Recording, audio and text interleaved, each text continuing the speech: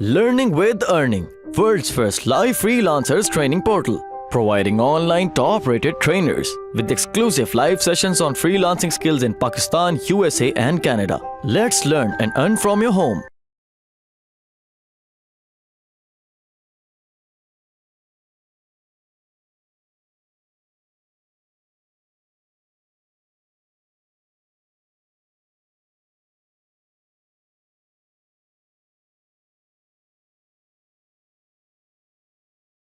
Let's start. So basically अब आपने क्या किया कि आपने प्रोडक्ट्स को वैल्यूएट कर लिए, सैंपल्स जो कि आपके पास आए थे, और आपने ये भी चूज कर लिया कि उसमें से जो आपने ऑब्वियसली कोई प्रोडक्ट चूज की होगी उसमें से आपने एक से ज्यादा सप्लायर से सैंपल्स मंगवाने हैं ताकि आपके पास डिफरेंट ऑप्शंस हों कि कल को अगर आपकी प्रोडक्ट चल जाती है तो आपने सिर्फ एक सप्लायर से ही नहीं लेते रहना, क्योंकि अगर कल को वो सप्लायर आपको स्टॉप रिस्पॉन्डिंग करता है तो आप स्टक हो जाएंगे, क्योंकि आपका बिजनेस स्टक हो जाएगा और you can't rely on one basically. So इस तरह से आपने डिफरेंट सप्लायर से सैंपल मंगवाकर प्रोडक्ट को टेस्ट करना है, और टेस्ट करने के बाद आप बेसिकली उस प्रोडक्ट को चूज करेंगे।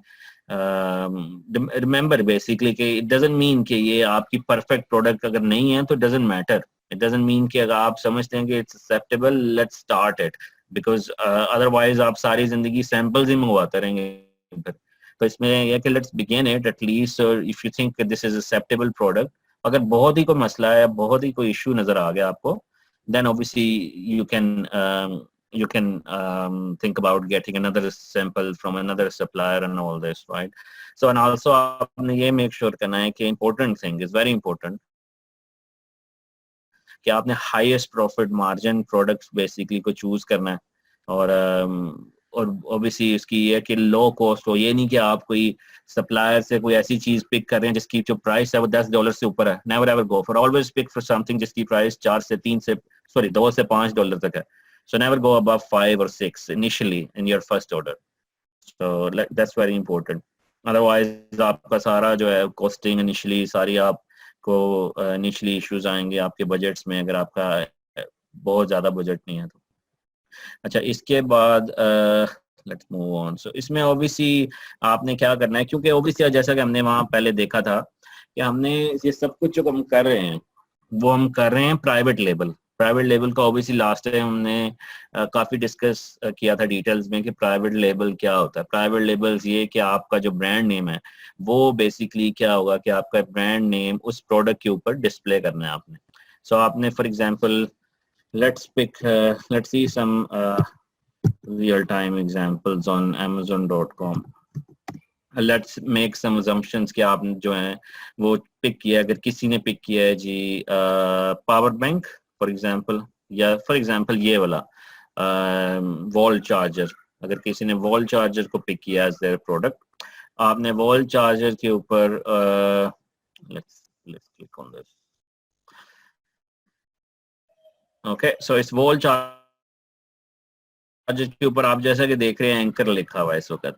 अब इस तरह इसी प्रोडक्ट, अगर आपने कोई इसी तरह की प्रोडक्ट को चूज किया है, आपने अपना जो ब्रांड नेम चूज किया होगा उसको यहाँ पर या कहीं भी आप बेहतर समझते हैं उस प्रोडक्ट के लिहाज से वो कहाँ पे डिस्प्ले होना चाहिए।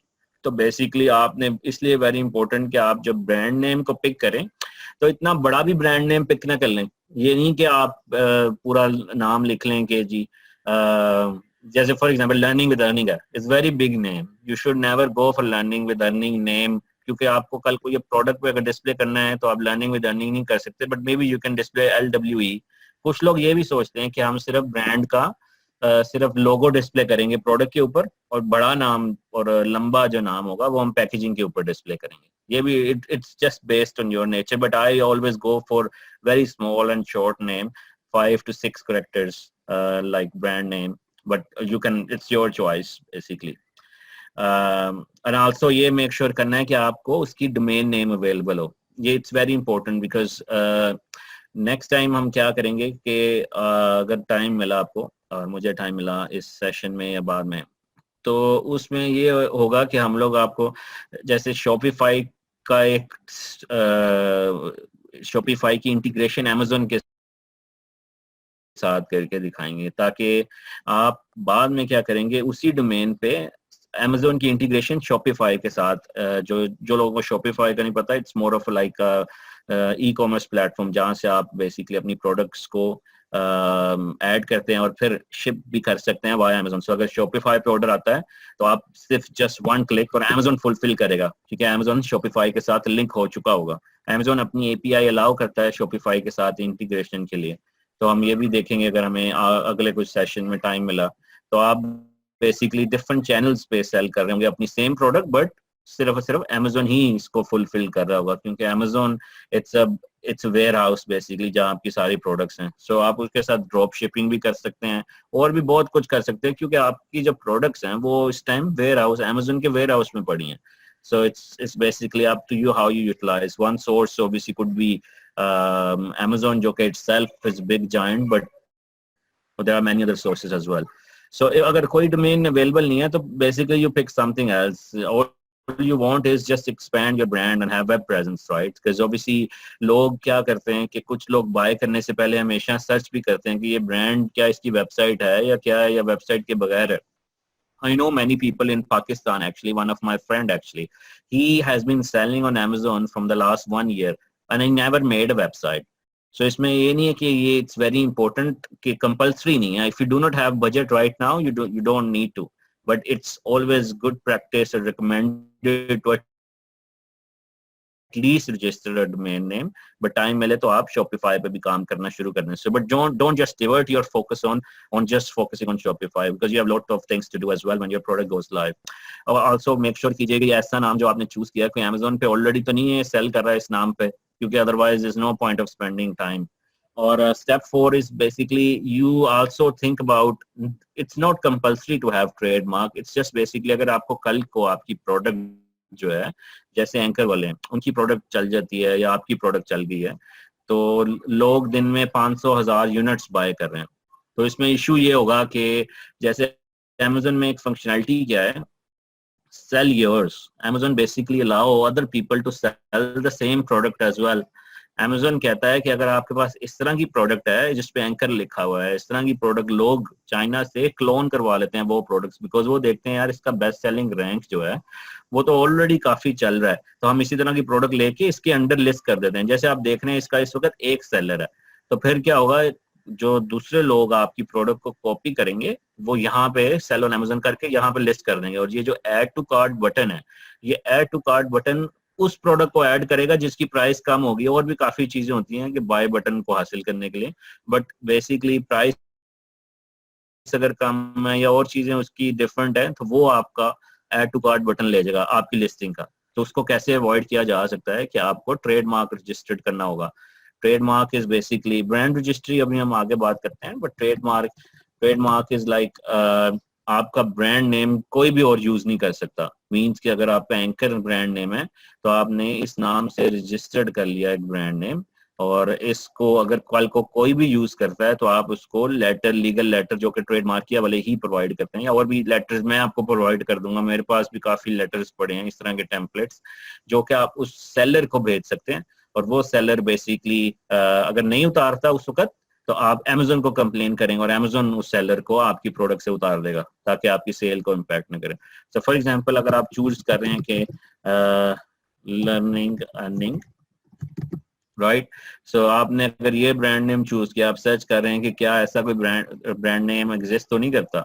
अगर वो नहीं एग्जिस्ट करता तो वो कहेगा कि भाई नहीं एग्जिस्ट करता, अगर एग्जिस्ट करता है तो आपको नहीं अलाउ करेगा वो रजिस्टर्ड करने में। तो इस तरह से basically it's a bit of slow at the moment, but ये भी आपको सर्च रिजल्ट्स में ये आगे जाके शो करेगा, राइट। सो इस तरह से basically as you can see, right, so इसमें अर्निंग फॉर लर्निंग इस तरह के सिमिलर रजिस्टर्ड हैं जैसे कि आप देख सकते हैं। Okay, let me read few questions. So profit minimum maximum कितना होना चाहिए? I always recommend that almost 40% होना चाहिए एटलीस्ट मिनिमम, अगर आप प्रॉफिट कैलकुलेट करना है किसी प्रोडक्ट का। लास्ट टाइम मैंने काफी डिटेल में बताया था कि किस तरह से आप अपना प्रॉफिट कैलकुलेट करते हैं पर प्रोडक्ट। बट ऑब्वियसली अगर आपने अमेजोन का भी देखना है कि अमेजोन किस तरह से आपका वो कैलकुलेट करता है प्रॉफिट मार्जिन। तो there is a page as well which actually you can see कि अमेजोन अपना एक कैलकुलेटर भी प्रोवाइड करता है। सो अमेजोन अपना कैलकुलेटर प्रोवाइड करता है जिसमें आप अपनी प्रोडक्ट प्राइस डालते हैं, तो वो बेसिकली आपको बताता है कि आप कितने सेव करेंगे इस प्रोडक्ट के अगेंस्ट। मैंने लिंक ये शेयर किया। अमेजोन को शॉपिफाई के साथ लिंक करना है, शॉपिफाई को अमेजोन के साथ लिंक करना है। बाद में अगर आप चाहते हैं कि आपकी प्रोडक्ट डिफरेंट वेबसाइट्स पे अवेलेबल हो और अमेजोन से लिंक हो, क्योंकि वेयर हाउस में अमेजोन के पास पड़ी हुई है, तो अमेजोन बेसिकली वो शिप करेगा।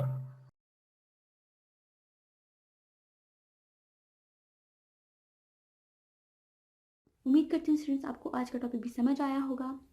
जो चीज़ें आपने समझी हैं वो नोट्स की फॉर्म में भी अवेलेबल है। मेक श्योर आप ये वीडियो को बार बार रिप्ले करें जब तक आपके जहनों में डाउट्स क्लियर नहीं हो जाते।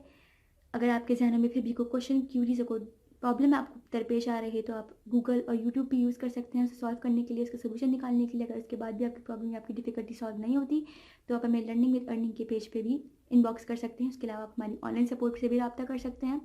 मेक श्योर कि आपको एक टॉपिक क्लियर हो, उसके बाद ही आप नेक्स्ट टॉपिक पे मूव करें। आप हमारा ऑनलाइन क्विज क्लियर करें, आप हमारा ऑनलाइन टेस्ट क्लियर करें, उसके बाद आपको एक सर्टिफिकेट अलॉट किया जाएगा। उसके बाद ही आप नेक्स्ट टॉपिक पे मूव कर सकते हैं। अल्लाह हाफ़िज़।